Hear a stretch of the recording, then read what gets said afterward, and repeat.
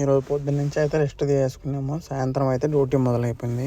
సాయంత్రం 4 నుంచి డ్యూటీ మొదలైపోయింది. మా మేడం అయితే వాళ్ళ అమ్మ వాళ్ళ ఇంటి దగ్గర ఉన్నది. నేనైతే ఇప్పుడు వాళ్ళ అమ్మ వాళ్ళ ఇంటి దగ్గరికి అయితే వచ్చినాను. ఇది నిసాన్ బండి అనమాట. మేడం డ్యూటీకి వాడేది బండి, నిసాన్ బండి. మేడం వాళ్ళ అమ్మ వాళ్ళ ఇంటి దగ్గరికి అయితే వచ్చినాను. మేడం అయితే చెప్పింది వెనకాల సీట్లు అయితే ఓపెన్ చేయమని చెప్పింది. ఎందుకంటే ఆ వెనకాల సీట్లలో పిల్లలందరూ వచ్చినారనుకో మొత్తం సీట్లన్నీ ఓపెన్ చేయాలన్నమాట. కూర్చున్నాక సరిపోదు. సీట్లు అయితే ఓపెన్ చేస్తున్నాను. వెనకాల సీట్లలో 3 కూర్చుంటారు, మధ్యలో అయితే 3 కూర్చుంటారు. మొత్తం 6 మంది.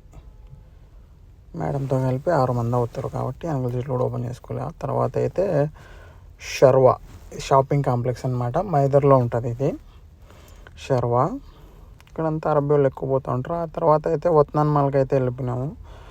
వత్నాన్ మాల్ అయిపోయిన తర్వాత వత్నాన్ మాల్ నుంచి అయితే మా మేడం అయితే అల్సద్కి వెళ్ళమని చెప్పింది. అల్సద్ షాపింగ్ కాంప్లెక్స్ అది.